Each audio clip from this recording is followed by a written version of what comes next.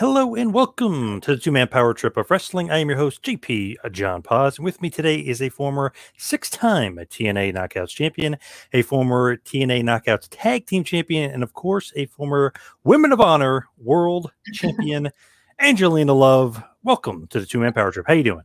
Oh, good. Thank you for having me. How are you? I'm doing good. You are keeping very busy, fellow Russo brand alumni. You are definitely keeping busy with the new podcast. How's that going?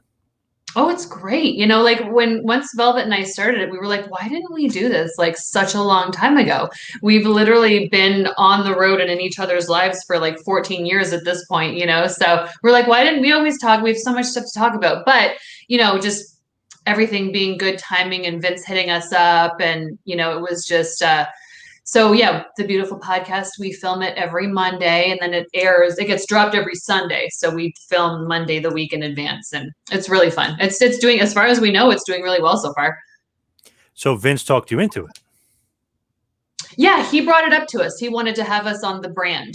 So like I said, like we had never thought of having our own podcast. And then he just presented us with this opportunity and we were like, oh, heck yeah, we love Vince. So it was an easy yes.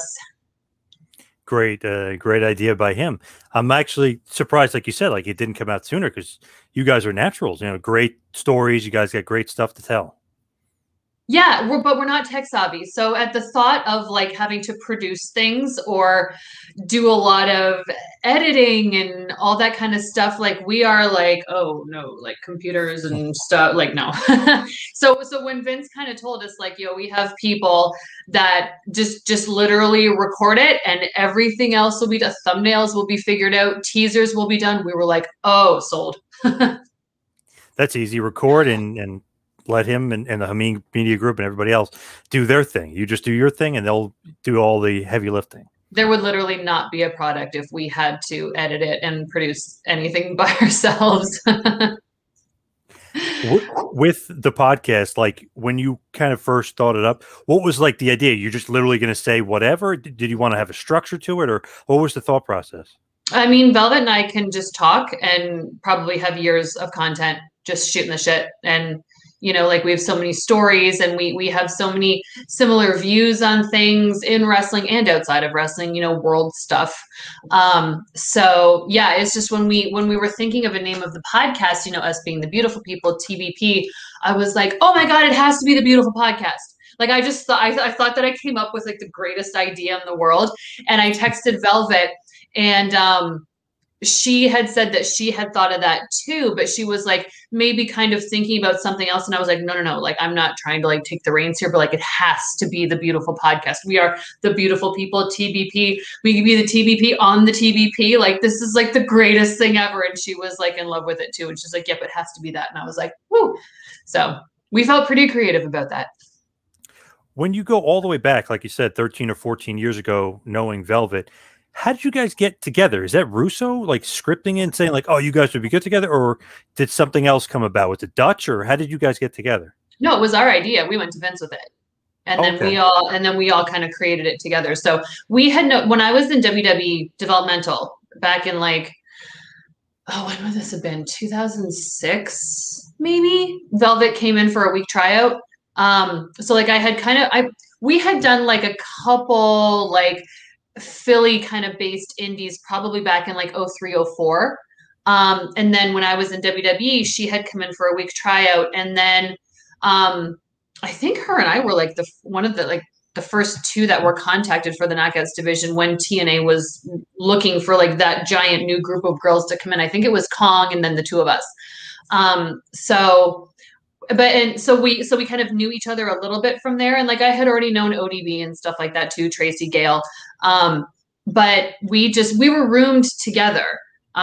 So we were like staying in hotels together and that, we're just talking and getting to know each other. We just have so much in common. Our personalities are so alike, that we were just like, okay, here's this new women's division. Like, how do we stand out on our own? Everybody is being their own singular character. Why don't we be a team?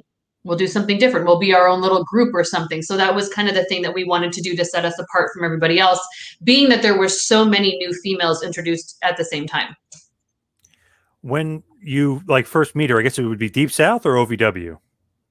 No, I only had my week long tryout at OVW. I went to Deep South. I chose to go to Deep South because for me, if I had have gone straight to OVW, my thought process was it was saturated. Like there were so many people there. I didn't want to be like new and then just like thrown into a giant group of people and possibly lost in the shuffle. So that's why I chose to go to Deep South because everybody was going to be new. The facility was new, trainers were new, the talent was new. So that was kind of my thought process. But no, her and I did a couple like WEW shows together in Philly in like 0304. So that's when we would have like initially met, but it wasn't like, those were some long ass days. So we didn't really get a chance to like talk and hang out or anything. But then when she came into Deep South for her tryout, like we know Chrissy Vane too. So like we were kind of hanging out and talking, whatever. And then once we both went to TNA and we were both new there, then it was just like, we just kind of connected. With Deep South, who was down? Like, who was the trainer down there? Was that Dr. Tom down there? No, it was Bill DeMott. Oh, okay. Did you like Bill DeMott, and then we had Dave Taylor helping out there too, and then lots of guest people coming in and stuff. Did you enjoy it down Deep South? Because I heard some horror stories about Deep South. I was the only female from the day the doors opened until the day the doors shut. So for the first 6 months, it was just me and 16 guys.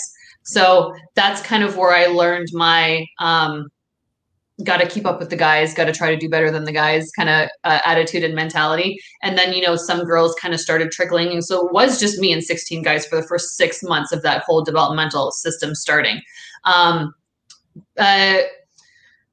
It's weird because it feels like 20 years ago, but it also feels just like yesterday. It was very traumatic for a lot of people. I can guarantee you it was not what anybody thought it would be or what our dreams and aspirations of, being in WWE or getting to WWE was what we thought it would be. So for all of us that made it out, that's literally what I say, we made it out. Was it tough though, being the only girl? I mean, that's kind of scary in certain aspects. The guys were awesome. I made some lifelong friends there, like guys I'm still friends with to this day. There was 5 guys who I was super close with and kind of like took me under their wing and like kind of protected me and made sure, like knowing me being the only female there. Plus my apartment got broken into when I wasn't there, probably within, I don't know, 6 to 8 weeks of being down there in Georgia. We were all actually at Bill DeMott's house watching, I believe it was the WWE's ECW pay-per-view, where like Edge was on there and like, do you know what I mean? Do you remember that one? It was, I think that was the second one night stand. I think it was. I don't know, but I mean, we had only been there for like not even 2 months. And when we were all at Bill's house, which was like a half an hour away from like where all of our apartments were, somebody had broke into mine and I had 2 cats there. When I had 1 cat, I just had 1 cat at the time.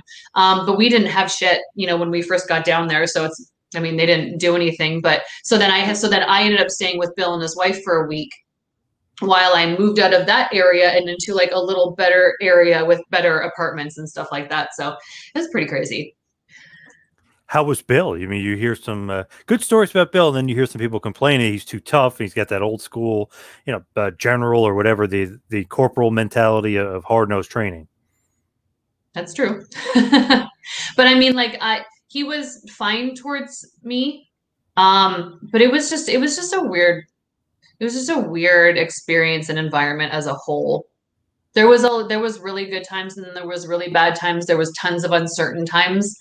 Plus I tore my ACL when I was down there. So for like 9 months I was on the shelf and you don't know any day if you're going to get fired or not, right. And all my family's in Canada and I'm down in Georgia with a bum knee, just trying to make it. So yeah, it was pretty crazy. Were you there when Johnny Ace showed up and literally tore the place down? And I was literally there from the very first day until that day when he came in and the doors were shut. And we were told if we returned to that building anytime after that day, we would be fired. Wow, that's crazy. I was just talking to so we're all early 20s, right? And we're just like, oh my God. Like, and stuff was happening behind the scene, like not a lot of us knew about and stuff. So it was just that I just feel like the whole thing was a mess. That like there's a reason why it shut down. I was just talking to TJ Wilson about that, and he was saying like he was covered in like dirt, and because he didn't know why he was there, and all of a sudden Johnny Ace is like, clean it up, we're taking this place, apart. We were just having a training day, like a regular training day. And yeah, just like Johnny Ace just walked in the door, and whenever he comes around, all of us developmental kids are like, you know what I mean? And then he was just like, everybody go sit on the bleachers, and we went and sat on the bleachers, and we were just like, oh my God, oh my God, oh my God. And there had been a bunch of stuff that some guys knew about. I had no clue about what was happening. And I just always preferred to like not know. But he was basically like, listen, training is done. We're shutting this place down. Go home, go grab a workout, grab a shower, grab some food, whatever you want to do. I want everybody back here in 2 hours. We are clearing out this building. And once we're done, if I find out that anybody else steps foot in this building, once we shut the doors, you will be fired. So we were all just like, okay. And then what? And like we didn't know about like the Tampa facility opening or anything. So everybody who was ready to go to TV, and I was one of them, went to OVW because it was just like go to OVW and then go to TV. And then everybody else who was just in developmental went down and started FCW in Tampa. So you basically, did you stay for OVW long, or is that when you went over to TNA? I was there for a week and then I got released. Any reason? Oh, creative had nothing for me, even though I was supposed to go to TV 4 days after they released me. Did they give you a plan of what you were going to do on TV at least, or no? Yeah, so that's when they still had ECW. So they had, I feel like Michelle McCool was managing Aaron Stevens, and I can't remember it. Casey James? Was it Casey James? Okay. And then Ashley Massaro was managing Brian Kendrick and Paul London, I think, at the time. And then they were going to, Mike Knox was already in ECW. They were going to bring in his indie tag partner who was in developmental, Derek Nykirk, and then have them be a tag team, and I was going to manage them. And then there was going to be this thing with like the guys and the girls, and it was going to be a thing on ECW. So I got released on a Thursday, but I was told that I was going to TV the following Tuesday to debut that character. So when they called me and said, creative has nothing for you, I was like, bullshit. I'm supposed to go to TV in 4 days. What are you talking about? Who makes that call? Johnny Ace? No, Johnny, no. He always passes the buck on that. It's the head of talent relations. So I got hired by Tommy Dreamer because he was talent relations at the time, but then it was Mike Bucci when I got released. So Johnny Ace doesn't make those calls. Okay. Interesting. He only tears down. I mean, I don't know if he does now, but at the time, no, it was always like the head of talent relations. They basically get the head of talent relations to do their dirty work for them. They make those decisions and then they just pass the heat on to somebody else to do the hard part. Right. They don't want to have to deal with that.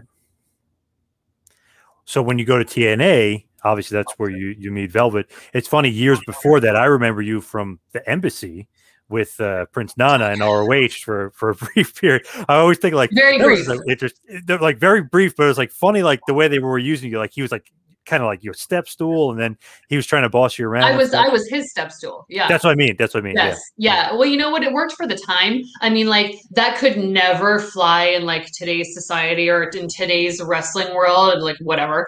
But at the time, it totally worked. It was funny. It was like whatever. I didn't care. I wasn't offended by it.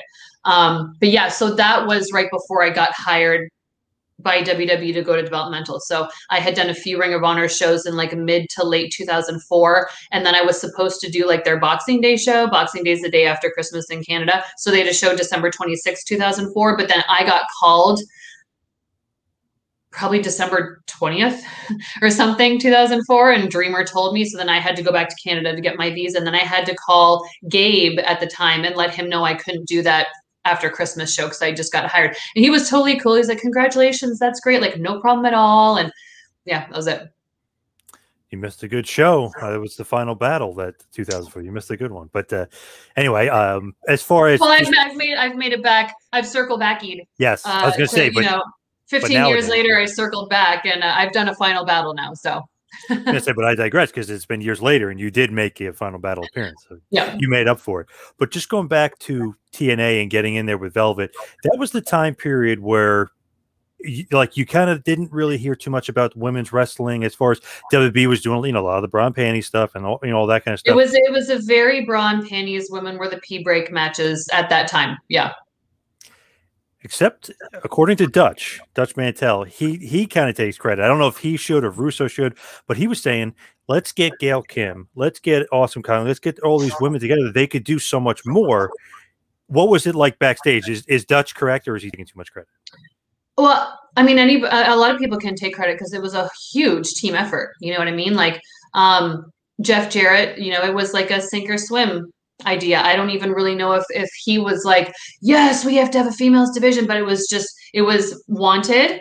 And I feel like the way that everything kind of played out with starting it and all of us originals, like it couldn't have been any better. What do you think about the name Knockouts? I thought it was cool. We didn't need to be girly or anything. And they made us like these really cute shirts. Me and Velvet wore them for some of our matches. Like they were black female t-shirts and it said TNA Knockouts and had like the little lips on the bottom and stuff like that. We were obsessed with those shirts.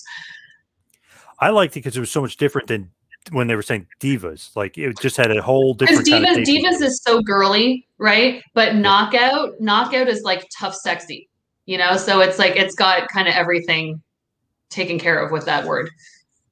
Yeah, definitely. And I feel like at that time, you guys really kind of took it to another level where it's like, okay, we're going to be completely different. Like you still have sex appeal and stuff, but we're going to be completely different from what they're doing. We're actually going to focus in, and it would actually work because ratings were going up.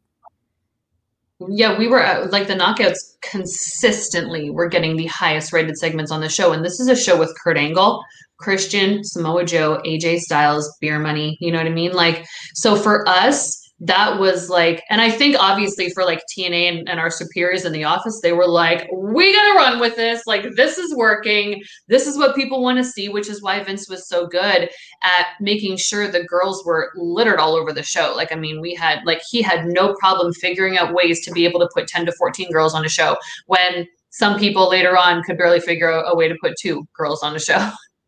You know, so but it was just like that was the best time, and I just wish that anybody that's been in TNA since then could have experienced 2007 to 2009 because that was the best. Is somebody like checking quarter-hour ratings? Because at that point, I remember reading all over the sheets of, oh, check the quarter-hour ratings. The Knockouts did it again. Well, then that's the thing. We were seeing them on the dirt sheets too. They were literally showing. Like I remember Velvet and I, we were in the shuttle waiting to leave the building one night when we had done a live show and like the ratings were already on the dirt sheets, and us specifically, the beautiful people, had gotten the highest rated. Our segment just with us had got the highest out of the whole entire show.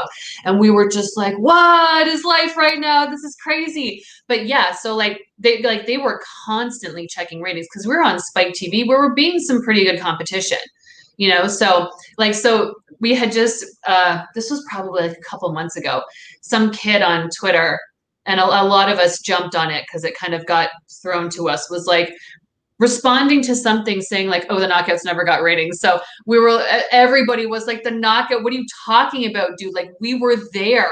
We literally saw the numbers with our own eyes. Like, it's so amazing.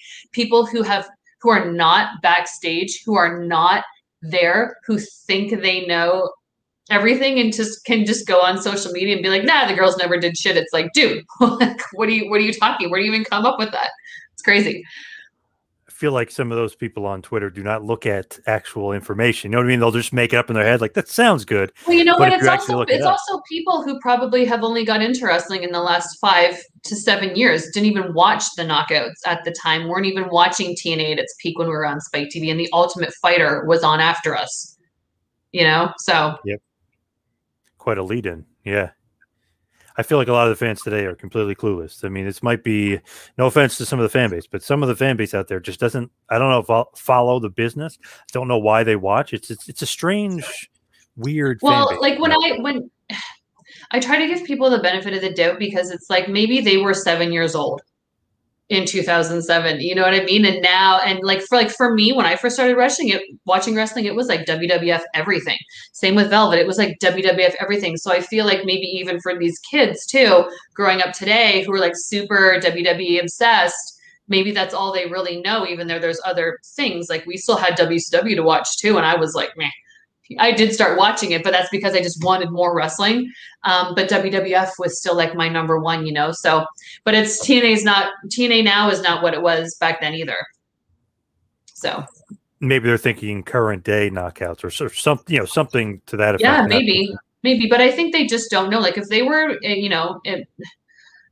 graduating grade school or graduating high school, they probably would have no knowledge or recollection of any of the ratings or how well we did at that time. But I mean, but there somebody, a decently well-known Twitter account, this was probably a year ago, did a poll about like, what do you think really started the women's revolution? Was it the Paige to Neil Dashwood Emma match or whatever in NXT, that really great match they had, or was it like the knockouts? And the knockouts got voted as like that's what started the women's revolution. It's not a knock on the other girls by any means, but it's like that was a little validating for us, like, oh, people do know, people do get it. Yeah, absolutely. To me, the NXT thing is like years later. Really, if you think about it, I mean, it's like it's definitely down the line. You guys 9 years later, like long time later. Yeah. So it's funny that the fans kind of don't, I don't know, maybe they're too young to remember, maybe too dumb to look it up, but really 07 to 09, when you get millions and now they which is funny looking at it now, it's like they would kill for 2 million viewers even now. Sure. Raw, I think the other day did 1.4 million. I was like, whoa, the lowest ever of all time. So, I mean, they would kill for the numbers the knockouts were getting at that period. Mm-hmm. Yeah. When that's happening, what is like the thing? Like, oh, we got to get you guys on TV more. You guys got to do more. Like, what's the sense from Jarrett and Russo and the guys? I mean, we were riding high. Like we were having a blast. Like what we were doing was working. So, and the great thing about work, like I know, like we obviously know, Velvet and I will never say a bad word about Vince. We love him. Everybody has their own experience with everybody, right? So just because I don't like somebody doesn't mean everybody else has to dislike that person, or just because I like somebody doesn't mean everybody else has to like that person. Everybody has their own judgments and their own choices of, who they like and who they don't. We had such a great experience with Vince because he was so open to like listening to us and collaborating. I was going to say coordinating, collaborating with us about like our backstage segments or what we were going to wear, or like when we did the whole thing with Daphne as the governor, we weren't wearing makeup. We were literally wearing like Walmart curtains and stuff like that as clothing. Like he was so just like, yeah, like come talk to me, like run ideas by me, like let's jam. He always gave us the ball and let us run with it. And I think when you don't have such a leash on your talent and you kind of keep it open so that they can kind of give their own creative and we can be free spirit creative artists, which is what we are. When we're working with a writer who lets us have that freedom, that works the best, like, because then we can be ourselves and that comes across as the most authentic. And I think Vince definitely had that relationship with Velvet and I and a lot of the knockouts, but definitely a lot of the guys too. And I think that makes a successful product, not when you're trying to like micromanage and control everybody and holding people back because it's not your vision. And then it comes across like they're trying too hard or acting, and then fans are all over that, and then they don't buy into the character. And then it's just, what I mean? It's just like a snowball. It just kind of snowballs into disaster. One thing I noticed with Russo, there's no middle ground. Either you love him or you hate him for whatever reason. Steve Austin loved him, The Rock loved him, Foley, Goldust, but then there's this group of people later on that just the Samoa Joes of the world just didn't get along with him for whatever reason, didn't like him. So I feel like, but you know what? Like not everybody likes everybody. Not everybody in the world can date each other. I don't love I don't vibe with every makeup artist, but I have my two that I love. Do you know what I mean? It's the same thing. And like somebody like Samoa Joe takes his craft so seriously. If he butt heads with somebody who's writing stuff for him, I mean, it's not going to be a good relationship. Like that's pretty cut and dry, Yep.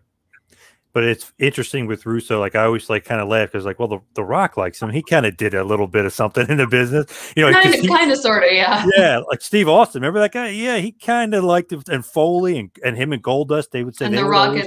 What was it? The "This Is Your Life" segment or whatever. Like, oh my gosh, gold. One of the highest rated segments of all time ever. Yeah. I believe another one of Vince's segments was Undertaker Austin, which was a match, but that was one of the highest rated ever too. But in the Russo attitude era of writing, you know what? Like, I don't know. I just adore Vince, period, as a person too. You know what I mean? Every time he saw me, he'd be like, Angelo. They always called me Angelo. I'd be like, "Sup, Vince?" Like it was like seeing your uncle, your cool uncle, all the time. You know, like that's the kind of relationship we had with him. I just didn't like him winning the WCW championship. That's all. But he knows. He knows that. Well, that was before my time. Yeah. Well, with Russo and Velvet and like putting things together, when you guys do like the backstage skits and you guys are kind of being like the mean girls stuff, is that you saying like, let's do this, or it's him kind of saying, let's go in this direction, or is it total collaboration 100%? I mean, he is just like, be you guys.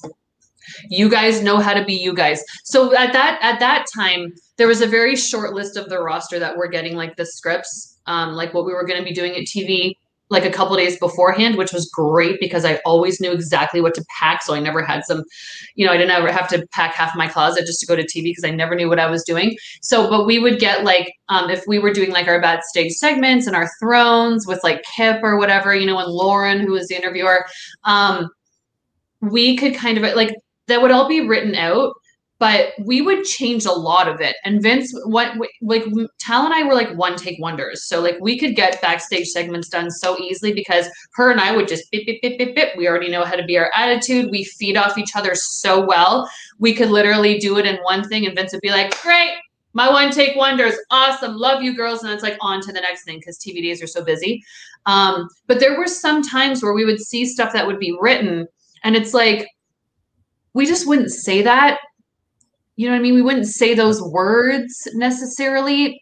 And so we would try to like just go with it. And then we would be like, eh. And we would just say to Vince, like, hey, I know, right? And this would be like while we're backstage about to film our segment, like, hey, like this thing that you wrote here, like, I just can't see myself saying that and making it believable.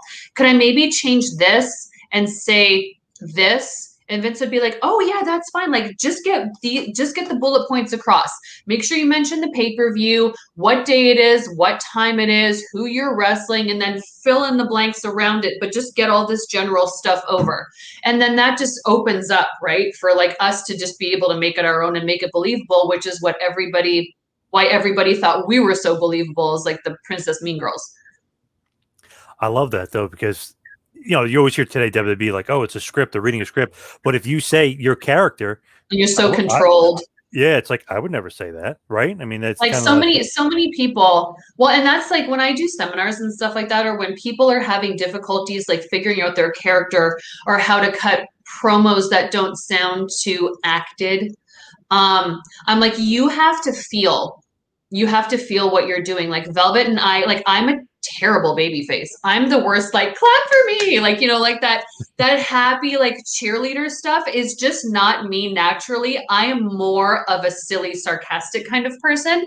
So being like a sarcastic, princessy, bitchy kind of character was just so much easier for me performance wise, you know, and same with Velvet, but like Taylor Wilde, great natural baby face, right? Yep. ODB, great natural baby face. She's got that 3-letter name, easy to chant. Who she was being on TV is exactly who she is in person. Like, so,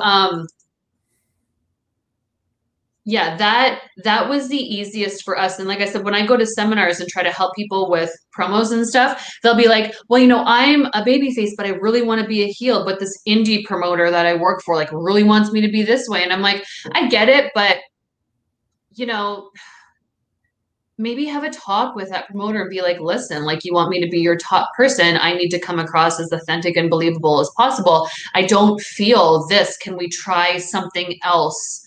You know, I'm always saying like, who's your favorite? Watch that person. Who's your favorite? Watch that person. Study, learn the little things, the facial expressions. I love teaching people how to really accentuate volume wise or length wise and how they say a word to like really get that point across with that word. And obviously, as you can see, as I'm talking, I'm very animated just naturally. So yeah.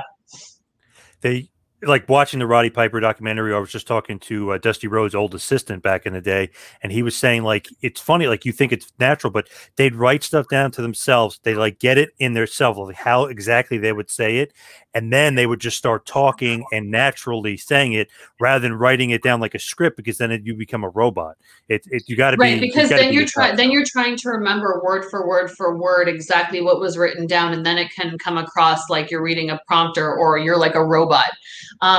So for me, it was just like I would go over stuff, but then for some reason, like once I get in front of a camera and get a microphone in my hand, like I just turn into something, and my voice is like nails on a chalkboard. I don't know why that happens, but it is. And I'm just like over the top with attitude. But it's very easy for me at this point. It's really weird too, because I used to be scared to death to be a public speaker when I was a kid. Like when, you know, when you had to do speeches in grade school, the little cue cards, and you had to pick a topic and talk about it for like 3.5 minutes or whatever. I tried to be sick every year on speech day because I dreaded it. The thought of having to stand up in front of my class and do this speech, like my throat, I would get like anxiety. My throat, I feel like my throat would close up, and I know my face would get beet red. I thought my voice sounded different, and I'm like, I'm shaking, and oh, I hated it. But then once I got into wrestling, it's like, you are in front of people. You are performing in front of people. You are screwing up in front of people. You're probably having a wardrobe malfunction in front of people. So after a while, and plus when I was in Deep South, like just being, you know, WWE, like we were working on promos all the time and timing them, and you know what I mean? And when you have like the 10-second countdown, or that was 15 seconds, the 10-second countdown, you got somebody behind the camera going like this, and you got to be done by the time it gets down to 0, and you're trying to not rush the finish of your promo, but still, it was a lot. It was a lot. So by the time we got into TNA and we were just allowed to be us, and we could be obnoxious, and we could be loud, and we could be bitchy, and we could be all the things, just the characters, the personalities, the vibe with Vince, just everything, it just worked. That was kind of like back in the day, like when the teacher would call and you had to read a paragraph, you'd be like, okay, I'm the 8th person. You count down the 8th and you try to get that paragraph ready. You're all nervous. That was the worst. It. Oh, the worst. But now I could easily, without batting an eyelash, grab a microphone and stand up in front of talk in front of 10,000 people like it's nothing. It's a natural talent, a natural. Yeah. Gail always hated that, but she would rather go out there and get power bombed by Kong than do a promo. And I'm like, what is wrong with you? Promos are easy. Why are you scared? You're just a natural promo, I guess, and she's, you know, maybe a little uncomfortable. She did, yeah. She didn't like her voice, or she didn't, you know, like she didn't like the way she sounded, or, you know, it was just like she just rather wrestle, and that's fine. Like talking is not for everybody. At one point, it was not for me, but it became a very big part of me. So when Gail and Awesome Kong are kind of doing their thing, are you thinking like, oh, this is great, I got 2 people that I can probably work with, just as far as like, wow, because they're elevated not only the TNA, but, you know, the women's wrestling in general? Were you thinking kind of selfishly, like, okay, these are going to be 2 great people I'm going to be able to work with? I mean, I had worked with Gail before everybody worked with Gail, because we trained together. So yeah, we trained together in Toronto, me and her and Tracy. So I mean, I had been wrestling Gail since 2002. Oh wow, okay. Yeah, we all trained together before she even got hired by WWE. So oh yeah, I had already been there, done that with Gail before we even got to TNA. So I was scared to death to work Kong now. Scared to death. But then she very quickly became one of my favorite people, and one of my favorite outside of the ring, and one of my favorite to work inside of the ring too. We were doing the David and Goliath matches, me being the little shit heel running around. She was the big baby face. Everyone wanted to see her kill me. We were on the road together, just having a blast. She had a bit of a Big Van Vader vibe to her, like when she first came in there, especially with those gloves, and looked like she's stiffing everybody. Had that Vader vibe. Just everything about her and her look was perfect. Like just the gear she wore. She also knew herself and her presence in the ring too. Like nobody had to tell Kong how to act.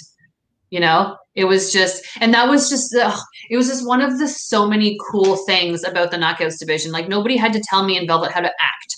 Nobody had to tell Kong how to act or what her character was. Nobody had to tell Jackie Moore to be the ass kicker. Nobody had to tell ODB to be the, you know, bam, drink beer, grab your boobs. Like, you know, just everybody, it was just, that's why it worked so well at that time, because it was so many new people. We all weren't, you know, cookie cutter. You know, that's one of the things, like when I was trying out for WWE, when I got hired, I had the braids, right? That was like my Bo Derek, like my different look. Johnny Ace hated them, of course. But everybody liked it because I was blonde, but it made me stick out because they had 900 blondes on the roster already. You know what I mean? So when they told me to take the braids out, it was my second day there and I was already verbally hired, but they just hated my hair. And I was like, no problem. I do my hair myself. Like, I'll take it out tonight and come back tomorrow looking completely different. Like if it gets me hired, like this, my hair, like no big deal. But but I was like, I'm just gonna be blonde diva number 42. You know, like I just, Right. you know, you gotta look different, have something different. But in TNA, everybody looked different. Everybody. And we loved that. And I think the fans loved that too. It was so many new people, so many new characters, so much stuff to get invested in. Everybody looked different. Everybody talked different. Everybody wrestled different. Everybody dressed different. Oh, it was, and obviously the ratings showed that's exactly what everybody was wanting to see. Definitely. It felt like it was a different vibe to it. Because, right, that generic kind of blonde model thing that WWE tries to go for doesn't work when people are looking for something different. Or if you want somebody to stand out and get over, got to be different. Yeah. And everybody loved the braids but Johnny Ace. So. What's his problem? So you're asking the wrong person. I feel like he's always got a problem. Even my buddy Shane Douglas, who used to be his tag team partner of Dynamic Dudes, he's got a problem with it. Everyone's got a problem with Johnny Ace. Well, maybe Johnny Ace needs to ask himself why. Somehow sticks around WWE for over 20 years, somehow. So he's skating by.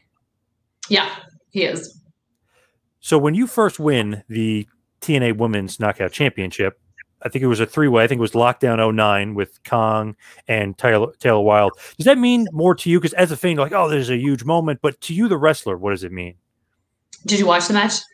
I was there live. Do you know what happened? You won. Yeah, I was completely unconscious on my feet. I got a major concussion in that match. Oh, so I didn't realize that. Okay. Oh, yeah. I mean, like, I feel like pretty much everybody knows that now, but there's still some people where I guess like we covered it well enough, ad-libbing in the heat of the moment, live on pay-per-view with Kong tied to the cage and me unconscious and Taylor Wilde being like, oh shit. So when Velvet and I tied Kong's hair to the cage, yep. To incapacitate her, me and Taylor Wilde had this whole sequence that we were going to do to go into the finish, and then I go over. We had a great sequence figured out. But like when I was had Kong's hair tied to the cage, and I was like, ha ha ha, you know, whatever, and then turn around to catch Taylor Wilde in that crossbody. I fed in close, and she jumped really high and far. And if you watch, like she completely squished my head. Like I kicked my legs up like Kip to catch crossbodies, and it was just like good night. And like she covers me 1-2, and then like I don't kick out, and she kind of does the thing for me because like she knew I was supposed to kick out. And then if you watch, I just go like onto the side of the mat, like I was out. And then she's kind of standing there like, and I'm just like over here like this, and Kong's tied to the cage, and she's live on pay-per-view, and it's like, oh shit. So she just grabs a hold, like, you know, like we should do if something like that happens. And you can see me, and I'm just like I'm just like my whole body is just like there's nothing there. But at some points my eyes are open, but I don't remember any of this. At one point, I remember coming to. Actually, my parents were in the crowd too because we knew I was going to win. So they drove 8 hours from Toronto to be there. I remember coming to, and it was like there was the ring ropes and then there was the cage.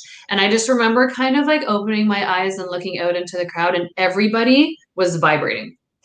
It was just like I was trying to focus on the fans, and everybody was shaking and vibrating. And then I just blacked out again.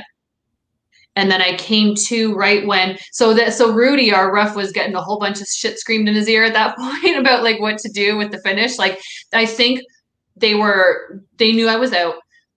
Kong was tied to the cage. They just wanted Taylor Wilde to somehow cover me. But Taylor Wilde had already walked over to Kong, and you see her go like this. She just walks over to Kong and she goes, kick me. And Kong does that big kick, and Taylor Wilde takes a gigantic bump back like a hurricane just knocked her over. And then I came to again, and I heard Rudy go, cover her.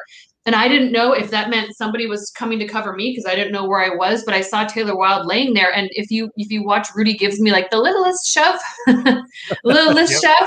And I went over and I covered her, and it was like 1, 2, 3. And it was so anticlimactic because it was just Kong kicked her and then I covered her. And that was my big women's championship win.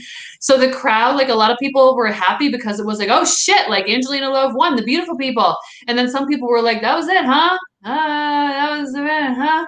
Weird finish. And then if you look at me, I win, and I'm like, Like if you see me, I'm just like, I don't know what the fuck's going on. Like I'm just like no clue. I'm just kind of like laughing, but you can tell I'm like, what the fuck? And then Rudy gives me the belt, but I couldn't stand. So he gave me the belt. And if you watch, I can't even hold it. I don't even know what I'm doing with it. So now that you know this, you have to go back and watch the match so you can like remember what I'm saying when you watch it. But like I'm holding the belt and you can see like I can't even like, oh, I don't even know what I'm doing or looking at. And then Rudy kind of stood me up and he's literally holding me and I like raised my hand and then they kind of went to black right there. And at the live events and stuff like that, they show like the next matches like backstage segment on the Tron, right? So Velvet didn't know either. So Rudy was helping me out of the ring, but I couldn't like lift my foot up and put it in between the middle and the bottom to like duck to get out. He had to like maneuver me, and then Velvet was coming up the stairs and she was like grabbing me and doing whatever because we were still in front of a live crowd. And Rudy was like, no, she's completely out, like hurt, bad. And she was like, oh. So then she kind of helped me out of the ring too. And Rudy and Velvet like helped me up the ramp to the back. And then I basically was thrown into the arms of like 4 security guards who like carried me past the entire roster because we had to walk through the gorilla and where everybody was watching the monitor backstage to take me to the trainer to get medical attention. So it's great. Now I got to rewatch that. Damn, I got work thinking like, what the hell's going on? She's really good selling this injury. Yeah, wow. Yeah, that was about as real as you could get. So not a fun experience at all when in there. No. And you know what? I was so fucking excited about that. And I just felt so validated. Like, you know, the WWE really missed out on my talent and I was so ready. And they were just like, you know, and we were just doing so good in TNA and I was just so ready for that moment. And it's like, yep, that's my first championship story, completely unconscious on my feet. What did you think? Like, what'd you think like afterwards? Like, this is great. Nothing, I won the because title, my brain was mush. Well, a little bit after that, like I'm the champion now, but like you were just obviously upset with the performance. You didn't know how long you were going to be out for. Well, we were filming at that point. We were filming every 2 weeks. So that was actually, so what we were doing on that schedule, which was like the best schedule, we were filming Monday, Tuesday, every 2 weeks. What we filmed on Monday would air that Thursday. And what we filmed on Tuesday would air the following Thursday. And then the following Monday and Tuesday, we would go back and film, right? So that's how we did. It was like 4 days or 2 days every 2 weeks, 4 days a month. And then we would have our Sunday night, our monthly pay-per-view, just like WWE was doing, like live on pay-per-view, 8 p.m.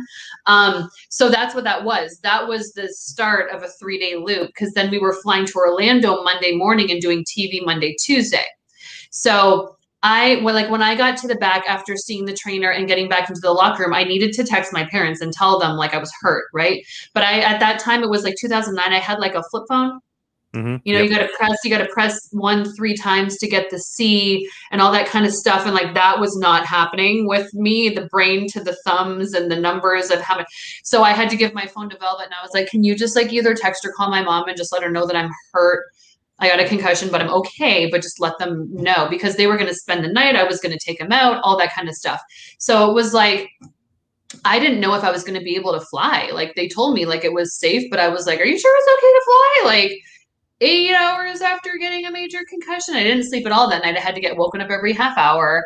You know what I mean? So like, it was just like, so then once we got to the airport the next day, I got some food. Everybody was like, oh my God, are you okay? Oh my God, is it okay for you to fly? And I'm like, I mean, that's what I was told. I don't know. We'll see.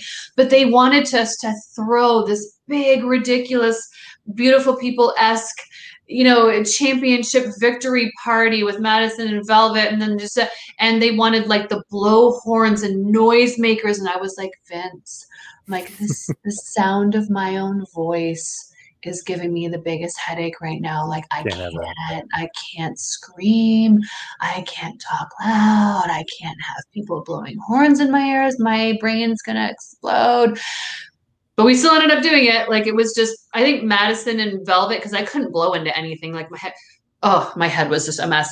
But I just kind of turned it on for TV. You know, you get that little bit of adrenaline, you become your character. We did that whole thing where I had the button like that. We had that stripper thing, you know, and then Kong came down and ruined it. So we got through it. But nothing was quite as ideal as we wanted it to be.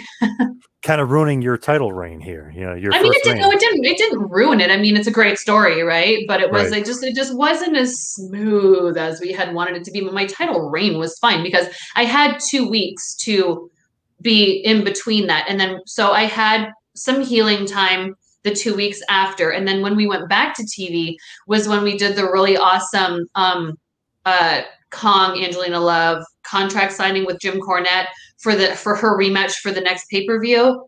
I can't remember if it was Victory Road or what it was, but I remember, so I don't know if you remember that segment where we did the contract thing and, you know, Jim Cornette, and it was really great, but Vince had wanted Kong to powerbomb me through that table. And that was the only time I ever told Vince no. And I don't think Vince was really like thinking about the severity of my injury, but I told him, I was like, I just got like a major concussion. Like my jaw still hurts. I can barely chew. I still get headaches. I can't get power bombed through a table 2 weeks after getting a major concussion. Definitely, you know what I mean? And that was also going to be what we filmed on the Tuesday. So that would have aired on Thursday. And then our pay-per-view match would have been live that Sunday.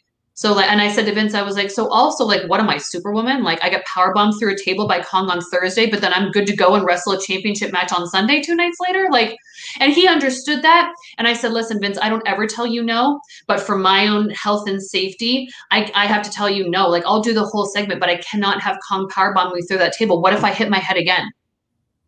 I'm fucked. Like, and I was 26 at the time. I'm like, kind of want to have a long career. You know, I can't take that risk. And I hope you understand. And he was super understanding. It was not an issue. It just ended up getting switched to Rudy, who was the referee for that match where I won, getting powerbombed through the table. And it all worked out and everybody was fine. Everybody was safe. And so, yeah, it worked. And it made Kong look like even more of a monster. She's going to powerbomb the ref through the right. And I kind of weaseled my way out of it, you know, and get a little bit of heat with that too. So it worked. But I that was the one time I said no to Vince. And that was just for my own health and safety. As you're going along as champion, almost have like a little bit of a Ric Flair, like you lose for a little bit, so you get the title back, right? I mean, like that kind of thing. Did they want you to be like the quote unquote like Ric Flair of the division, where you're like the staple, but other like Tara or ODB, they're going to get their little runs in there as well? I don't know. Maybe none of my. I don't know. I know I had wanted my first run to last longer, but then Tara came in, and their thought was, babyface, she's got to take it from you, you know, so that was fine. I wanted to work her when I was in, you know, when I was in WWE. I wanted to have that opportunity. I really wanted to wrestle Trish and I really wanted to wrestle Victoria. Didn't happen there, but then I was her first feud when she came to TNA. So it was just like, for me, everything just worked better in TNA. And I was so devastated when I got released by WWE, like devastated. But hindsight, you know, years and years and years later, it was like, oh, I would have I became a household name in TNA. Who knows if that ever would have happened in WWE? I could just been a jobber and then been fired, you know, like, and I do believe everything happens with whomever it's supposed to happen with at the exact right time. And what Velvet and I did, it had to be the two of us. And it had to be us together in TNA at that specific time in 2007 and 2008. You know what I mean? Like we were the only two who could do what happened. And that was what was meant to be. And we're so happy because we created history on our own without the big WWE machine behind us. You know, and a lot of people were like, oh, we would have loved to have seen the beautiful people in WWE. And it's like, we both wanted to be in WWE at one time, but who's to say had we have gone there, they wouldn't have just taken complete control of us? Then what are we going to do? Tell them no, they can't? You don't usually at the time, especially like you don't tell WWE that. So, and plus they kind of made their own versions of us. So yes, they did. Late Cool or whatever it was. Was it Late Cool?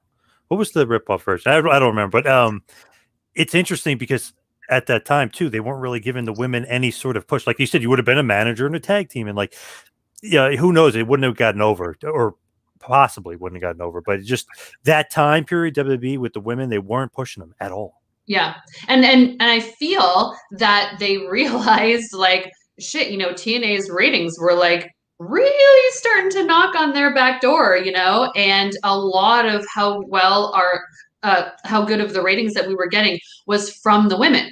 And WWE was not doing much with their women at all. So they needed to start making their women a big deal too, to see if that could maybe help boost their ratings too.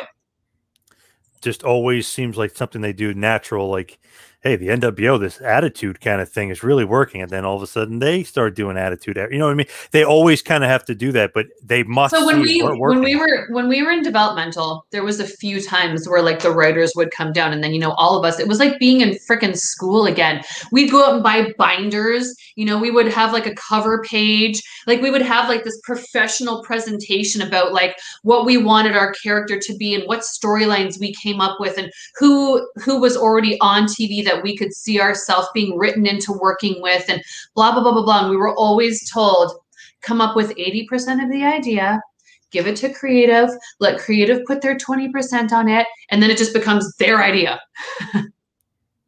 And we were all like,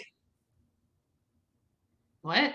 Aren't they hired writers? Why do we have to come up with 80% of our own shit to get on TV? Isn't their job to write us onto TV? Why do we have to come up with most of it? It's kind of backwards. Yeah, but I mean, they kind of did that with a lot, right? Like took an idea and gave it to their people and took this group and gave it to their people and to the, you know, so they knew stuff that worked, but it was just like, oh, missed the ball on that one, missed the ball on that one. Okay, who do we have that we can do this with? You and you. Do study this, you do it. Yep. You be our version of that. In a weird way, were you guys like almost thinking like, okay, imitation is a form of flattery? Were you almost thinking that? Or you're like, they're ripping us off? God, I barely remember. I feel like at first we were like, what the fuck? You know what I mean? Because it was like, this is our thing. Like, fuck you, WWE. You wouldn't take us. You know, don't try to steal our thunder because we're making it for ourselves somewhere else. But yes, it was definitely like, because everybody knew. Like, everybody knew where that idea came from. So we were just like, well, when it works, it works.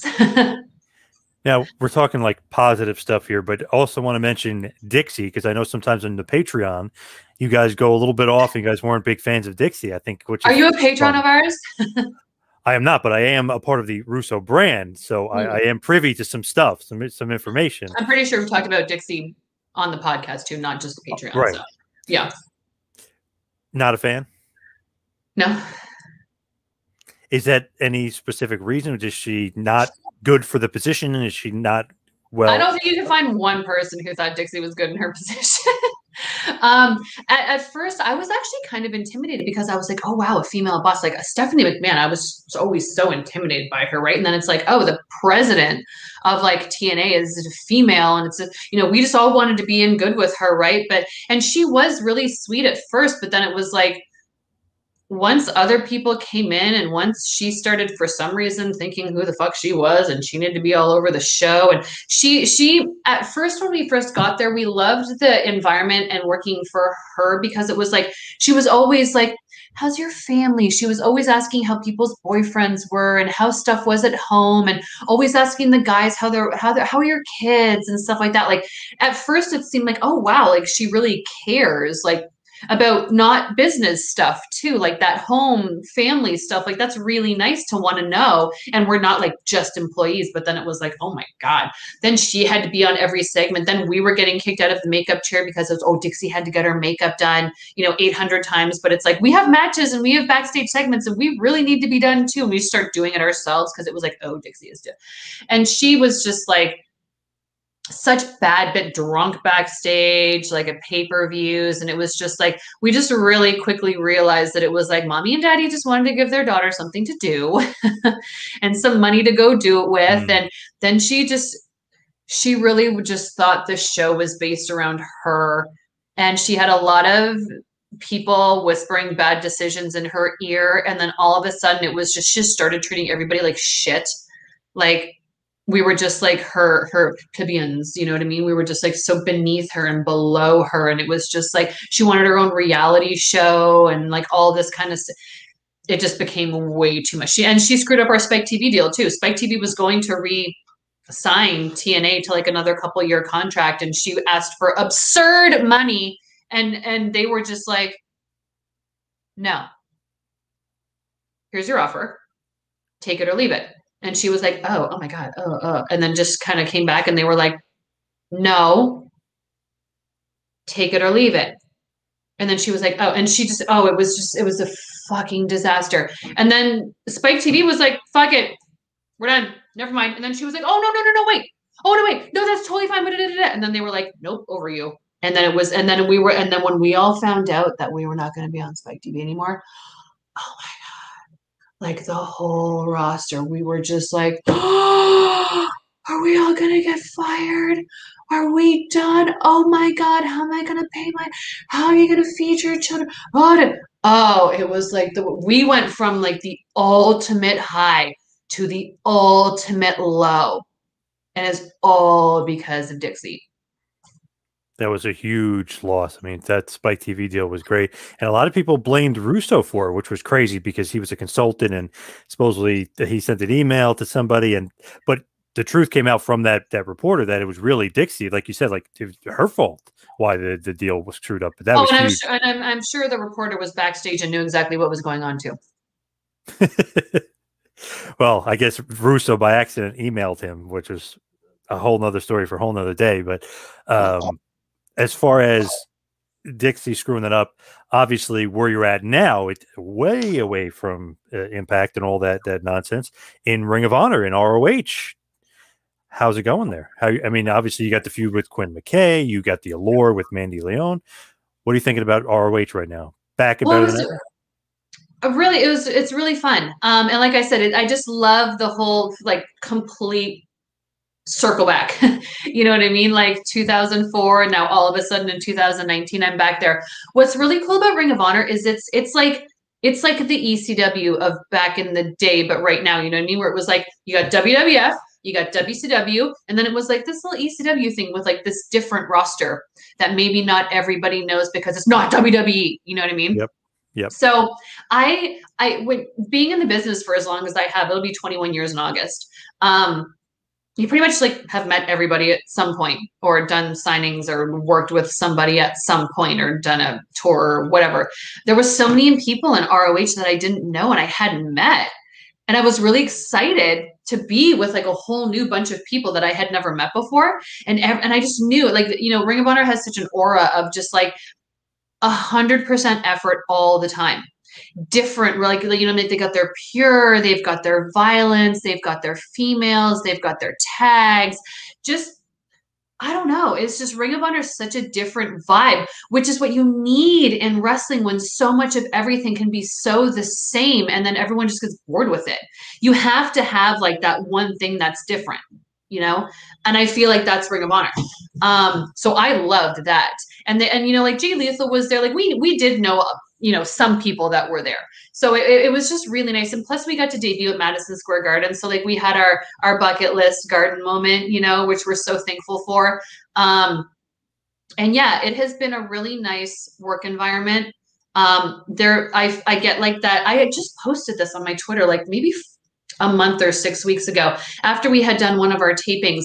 And I said that I had got being in Ring of Honor and like being backstage and at our tapings and stuff really gives me like that TNA circa 2008 vibes where it was like everybody's supporting each other. Everybody's having a good time. Everybody's watching each other on the monitor. Even with like our COVID restrictions where only so many people are allowed to be at the building, we're shuttling people in, do your segment, leave, and more people are shuttling in and leaving and all the things. But it's like everybody really does sit around in the back and watch each other's matches. And what I love too is that when we were in TNA, like, you know, Kurt Angle would give us feedback and we would just be there's Sting. I remember the one time we came back from like a tag match and Sting pulled us aside because he watched our match and he wanted to like give us constructive criticism and kudos and stuff. And we were all just like, you're Sting, we love you, you know what I mean? But like, you watched our match, like, what? You're Sting, you watched us and you like care to like give us tips on how to improve certain things like that. There's no words for like how meaningful stuff like that is. And like, and the guys were always so supportive of the girls too. Like to our knowledge, none of the guys were like jealous or mad that we were getting higher rated segments than them. It was great for the company as a whole, right? And I get the same vibe in Ring of Honor because it's like the guys are always so willing and available to help the girls. If we're stuck with something or if we have any questions, and they always watch our matches. And when we get to the back, high fives and tell us what they liked about the match, if there was anything that we needed to improve upon, maybe what would you guys have done different, whatever. They're just so open and helpful. And it's just, I love like that vibe in the environment. It's very, I don't know. It's not like there's no walking on eggshells being there. You know what I mean? It's just like, it's really good vibes. And I've been in this business too long to deal with any bullshit. So I'm all about good vibes, working in good vibes. Keep it positive. Yeah. The Allure, obviously very much like the Beautiful People, but Mandy's kind of taken the place of Velvet. She fitting in, well? Or no, we don't look at we don't look at it that way. I understand, like, because me and Velvet are the Beautiful People, that if we start a group in another company, a lot of people are going to look at it, be like, oh, there's the Beautiful People 3.0 or whatever, you know what I mean? The Beautiful People was very Paris Hilton, Nicole Richie, Simple Life, Mean Girls movie, princess bitchy stuff. The Allure is like women. It's more tough. It's more ass-kicking attitude, sexy women. The Beautiful People was like princessy, bitchy, that kind of. Do you see the difference? Yep. So we didn't come into Ring of Honor wanting the Allure to be like a BP 3.0. So I understand, like, surface-wise, you could look at it and be like, oh, group, Beautiful People, just like the Beautiful People. But we've been trying to not have it be presented that way. But I mean, I feel like anybody could look at a group of girls and be like, oh, it's like that. Oh, there's a group of girls like Beautiful People. Oh, there's 3 girls together and they're all mean girls, the Beautiful People. You know what I mean? Yep. It's easy to label it. So yes, definitely. But we love Mandy. Mandy was like, oh, she's so similar to me in Velvet. Like, we all just clicked right away. Like, all down to personal things. Like, me and Mandy talk every day.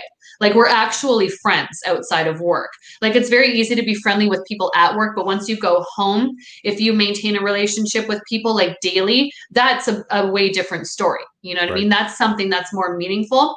I love Mandy. Like, we just absolutely love Mandy. She fit in so well.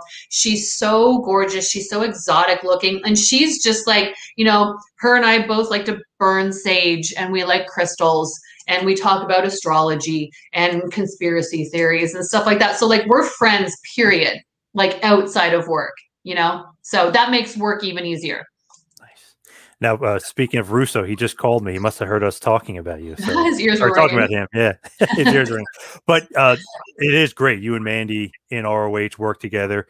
Quinn McKay, she's got a little bit of an attitude problem, but that's okay. It's no problem. Yeah, but she'll blame it on everybody else because it's never her. Oh yeah, that's a fact.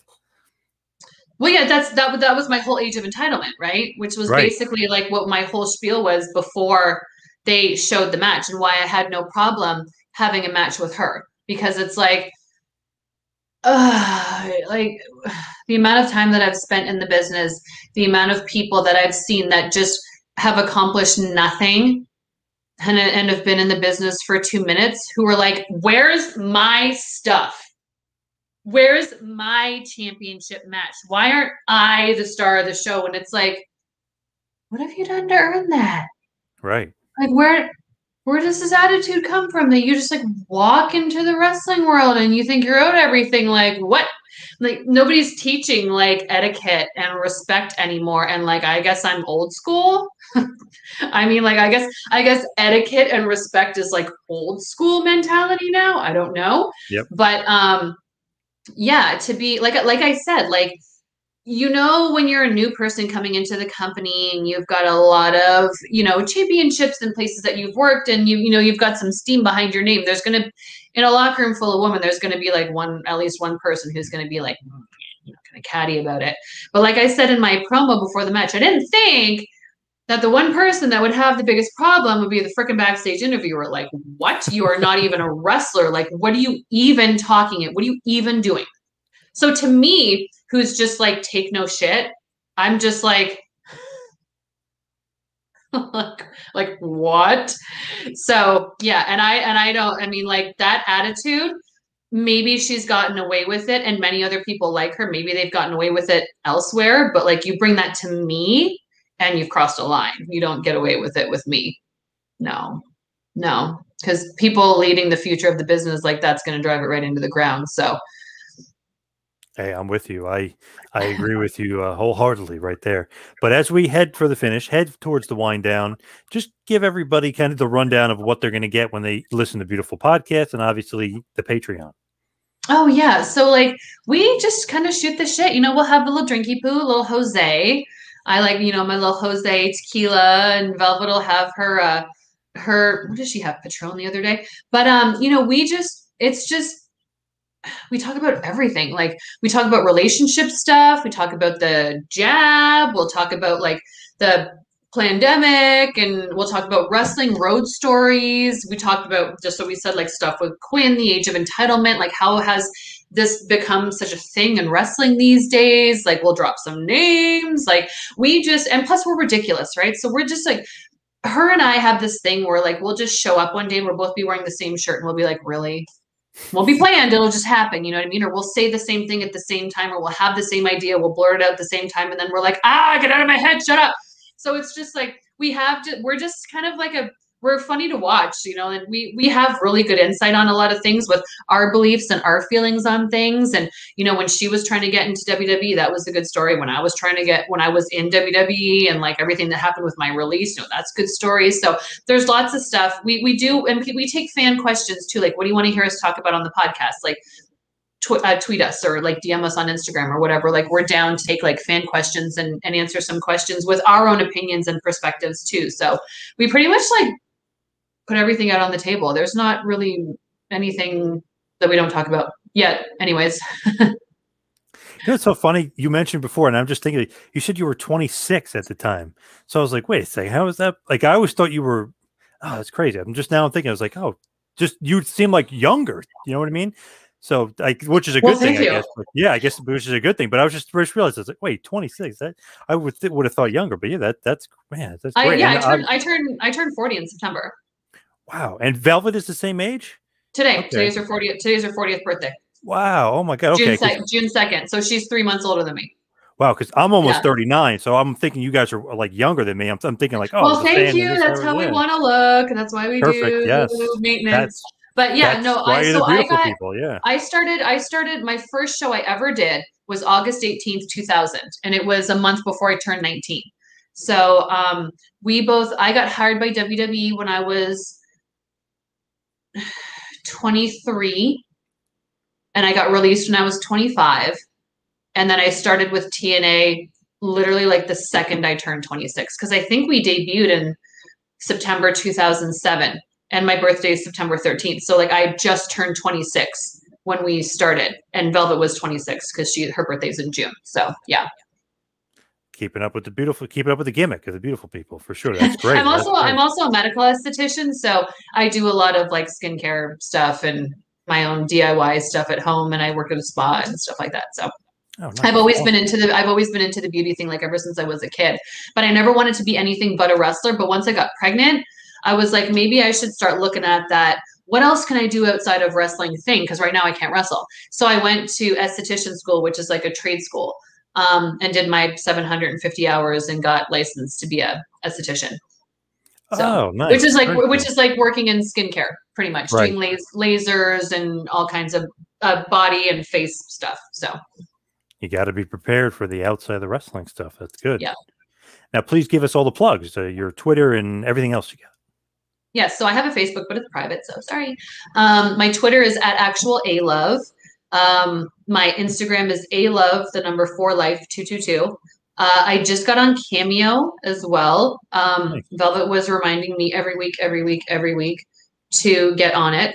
Oh, and my son just deleted the app. I was just going to tell you what my thing is. I think it's cameo.com/alove4life without the 222. So it's like my Instagram handle without the 222. I think it's alove4life. And then, yeah, we have the beautiful podcast, which drops every Sunday on russosbrand.com, the Realm Network. And then our Patreon is patreon.com/thebeautifulpeople. So easy peasy. Nice. Great stuff, Angelina. Really appreciate all the time. Thank you so much for coming on. Yes, absolutely. Thank you for having me.